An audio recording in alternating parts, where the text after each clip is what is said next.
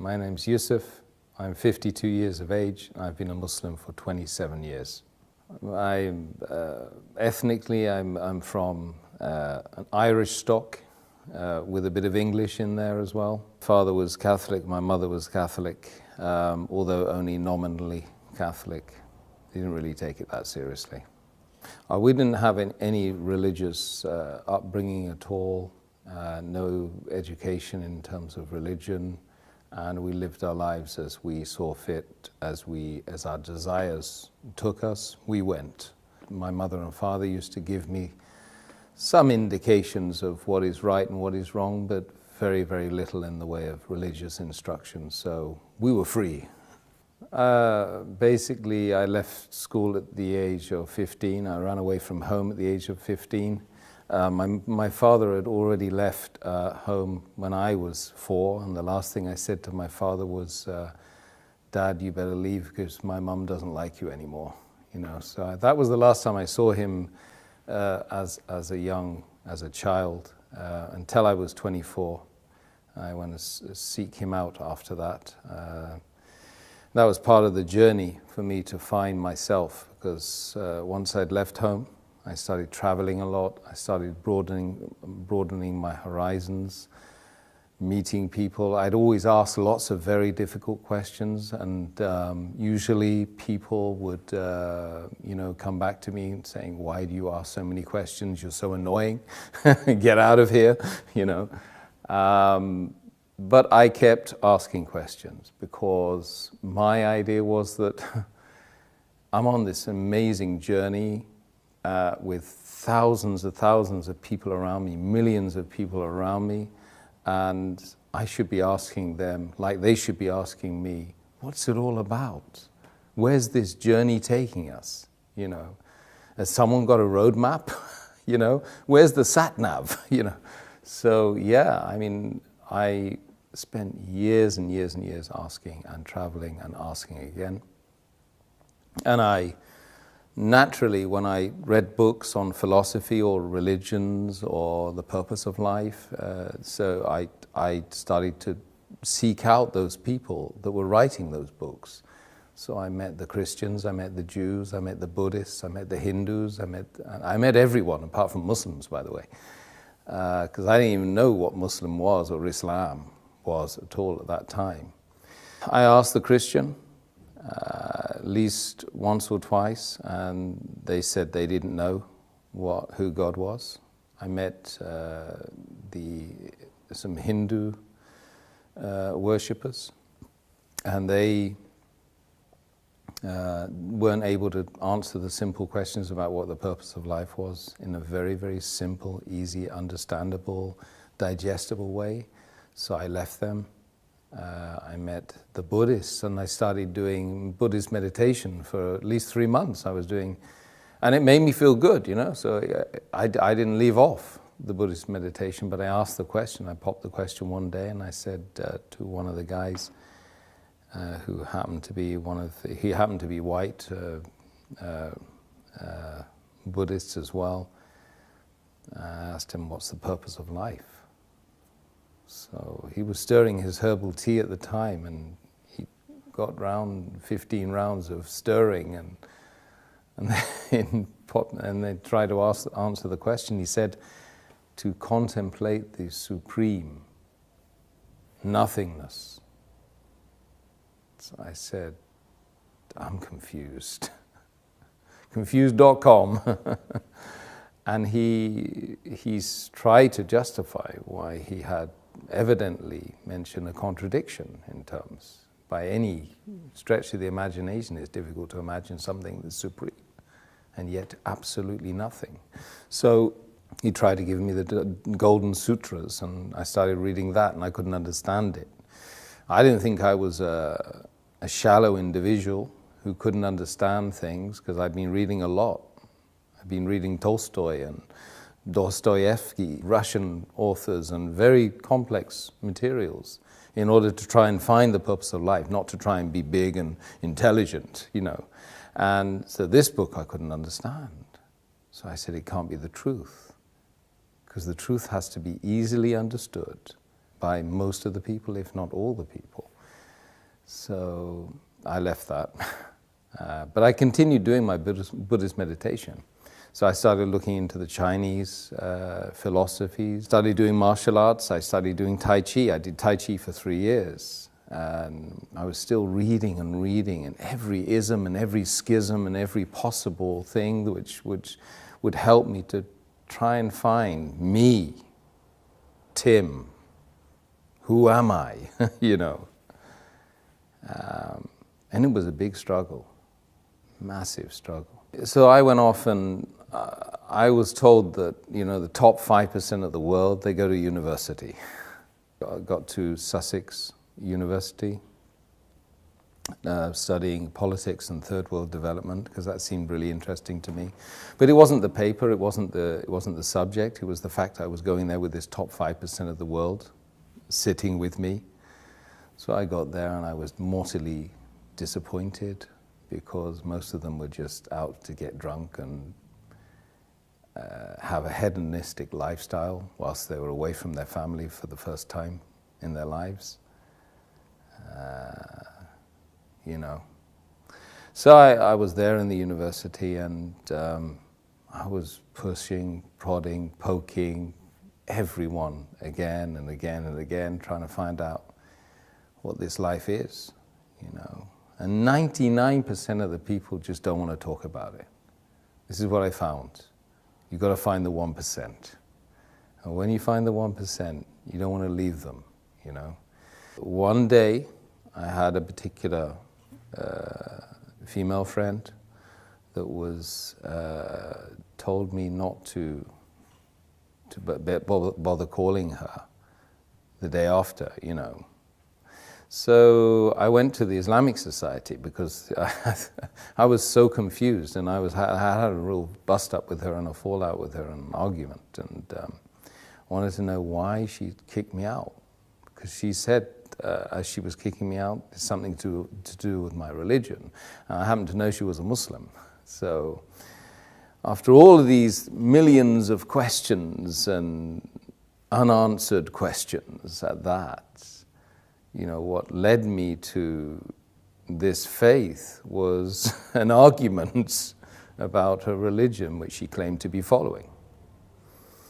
So anyway, knocked on the door of the Islamic Society, and I found this Iraqi guy with his headscarf and a smile as well, kind of a nice smile, and I said, look, I've got a problem with my girlfriend. So he said, you got a problem with your girlfriend? I said, why? I said, well, she's Muslim and she just told me that she didn't want to, you know, me to come today. So I want to know why. So he's kind of said, well, look, best thing I can do is give you these. Give me a pile of books. And he said, read all these. So I did for 2 weeks. I just read and read and read and read. I read about how to purify yourself as a Muslim, how to have a bath as a Muslim, how to pray as a Muslim, what's the history of Islam. I started reading some of the chapters, small chapters of the book, which they claimed was, sent from God. And slowly but surely, the answers started popping up. Just miraculously from this incident. Then I discovered, of course, that the month was Ramadan. So then I started to learn that these guys were fasting, you know, for 30 days. Not continuously, of course, but they were fasting the daylight hours of this month. And this month was about the coming of this book which I'd been reading, the Quran. And it was a revelation to me at the time as well, because of course I never knew Islam, Muslims. That was the first time I heard about Islam, but I never ever knew that Islam was a way that white Catholic people like me growing up in Britain could possibly accept. I thought it was a religion for brown people and ethnics, So I slowly but surely started getting the answers to the questions that I had been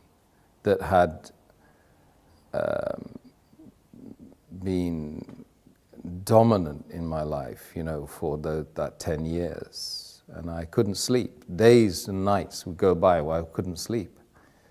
There were moments when, I just think, what's the point of this life without knowing, without having any certainty about a direction, about a purpose? What's the point? I mean, would anyone go on a journey without knowing the destination, the purpose? Absolutely not. This is plaguing me every day. I would be looking at the stars, and I would be literally crying every night, crying myself to sleep, because you're tiny, and this is huge, and this has a game plan. This is more than just a mere coincidence, a mere happening, that's something that's just happened out of nothing. This is by design. And you have to find the purpose. So you come across this book which answers all of the questions. You don't like what you read. Some of it you don't like. But it's kind of good for you, right? You realize it's good for you. And it was probably the third week of Ramadan then. I was reading that, and I was watching these guys. They were fasting and they were praying in that place 5 times a day in that center. And I would join them and I would be doing the prayers with them, but I couldn't really know what was going on, but it felt right. And one day I woke up and I said, look, I'm going to fast today, because the fasting is the thing that really seemed to be very attractive, and it was a challenge for me, and I thought it might help me in the journey. So I prayed. I started fasting that day, and it was like somebody had removed the blindfold. They'd unlocked the door. They'd removed the earmuffs, and I was able to think clearly. And just that moment, on that day, on that time, was the moment when I found Islam. Because, when you're fasting sincerely to find the one that created everyone here and everyone out there and everyone that's going to be created later on, after we go and we leave this planet and leave this journey, is the ultimate sacrifice when you give off your food and give away the luxuries that you have and the water, and you do it sincerely, seeking the face of the one that created you, is the moment when you found yourself, So that was that day. That was the day, and I hadn't taken what was called the Shahada, or the declaration of faith, because I thought, well, God knows me better, so why would I bother, Anyway, I went on right until the end of Ramadan, and one night I was just super aware of myself, of being like needing to get rid of the past and start something new. It just felt like that. So the whole night I was just like, I was making this ritual ablution, watching, because I was reading it all the time in the books I had with me, and trying to get rid of something that was in the past. And then in the morning, very early in the morning, I just walked. I went up and I started looking for a mosque. I went into a mosque. I got to the top of the stairs and the guy grabbed hold of me and said, "Look, what's going on? What are you here for? Can we help you?" I said, "Yeah, I've just come to embrace Islam." He said, "Well, we don't know you. I mean, we've never seen you. What do you know about Islam?" I said, "I've been reading about Islam for the last 2-3 weeks, in fact, and I've been fasting as well." So they were quite surprised, and they said, "Well, have you washed?" I said, "I've been washing the whole night, man." I made the declaration of faith, and then I kind of got hugged by 300 men, you know, and I'd never been hugged by a guy before, not even my father, I don't think. I remember feeling that it really was a very amazing moment, and it was unlikely that I would feel that way again.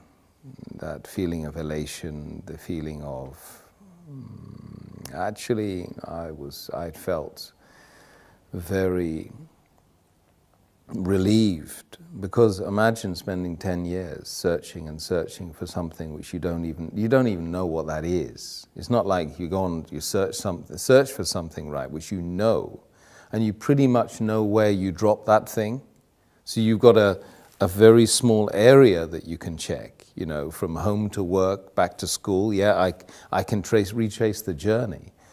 But with something like the purpose of human existence in a sea of 8 billion people with millions and millions of potential miles you need to travel, and that took me 10 years. I was 25 or 26 by the time I embraced Islam, and so the feeling was amazing. It was something which is groundbreaking. And then, of course, ever since, you know, we've got all the challenges of being a person who does claim to believe in God. So I didn't really have any concerns about, you know, taking that plunge and becoming a Muslim, because I was doing it sincerely to try, and if I didn't do it, what was I going to do instead?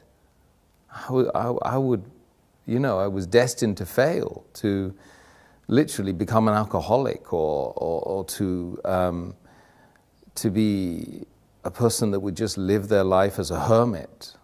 Literally, that's the way I was thinking at the time before I embraced Islam. So I didn't really have any hang-ups about accepting something that was going to really, truly speaking, help me here. It doesn't matter, the external didn't matter to me.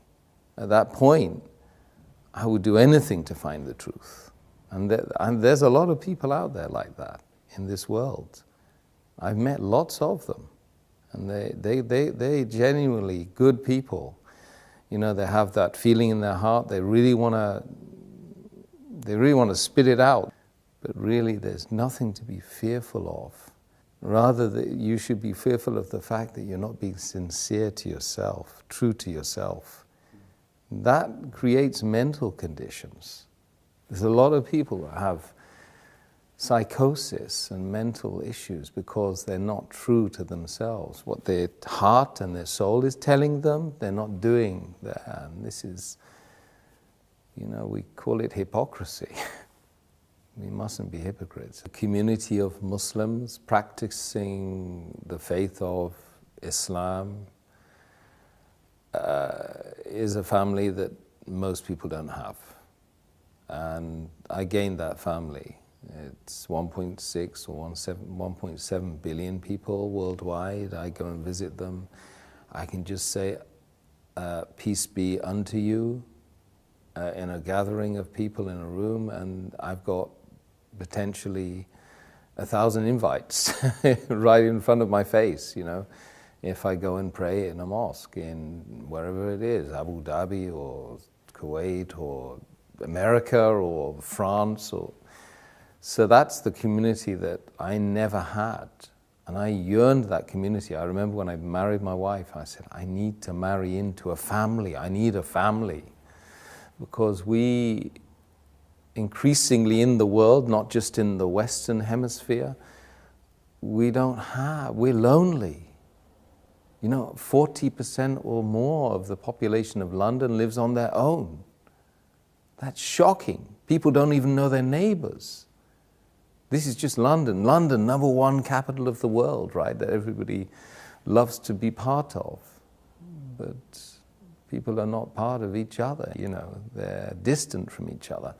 So I believe that the greatest thing that the faith of Islam gave me, apart from the massive direction and being able to have secure in the fact that there is a purpose.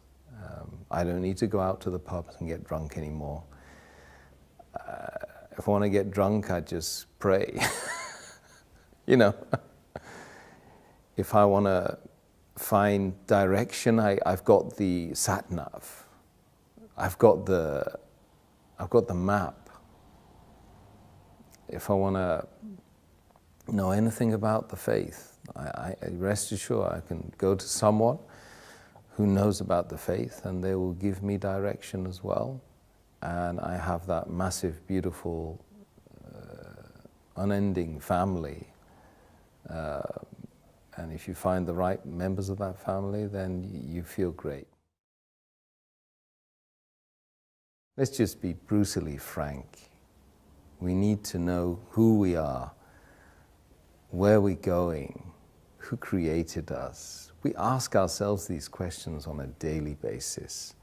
Even if we don't vocalize it, we certainly think it.